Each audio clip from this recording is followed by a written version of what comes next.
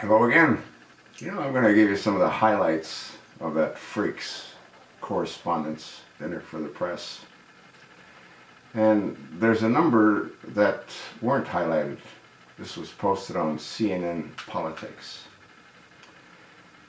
And I'll try to provide you with some of those towards the end.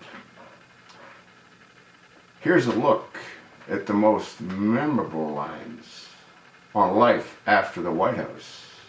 Quote, "If this material works well, I'm going to use it at Goldman Sachs next year. Earn me some serious Tubmans," whatever a Tubman is. On being late, quote, "I do apologize. I know I was a little late tonight. I was running on CPT, which stands for jokes that white people should not make." End of quote. What's funny about that?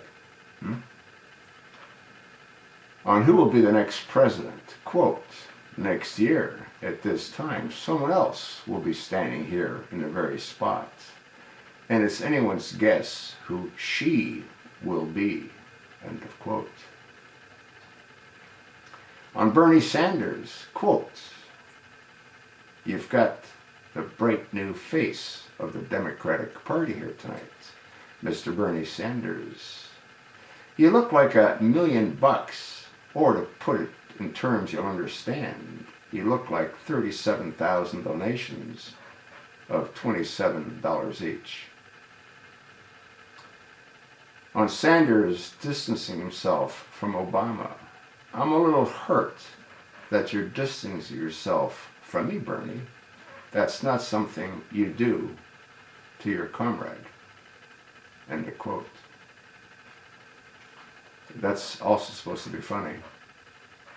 On his approval rating, "In my first year, my approval rating keeps going up.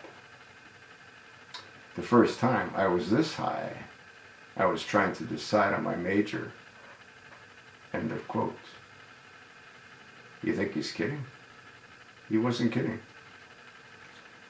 On how Trump could assist his administration, quote, "There's one area where Donald's experience could be invaluable, and that's closing Guantanamo, because Trump knows a thing or two about running waterfront properties into the ground."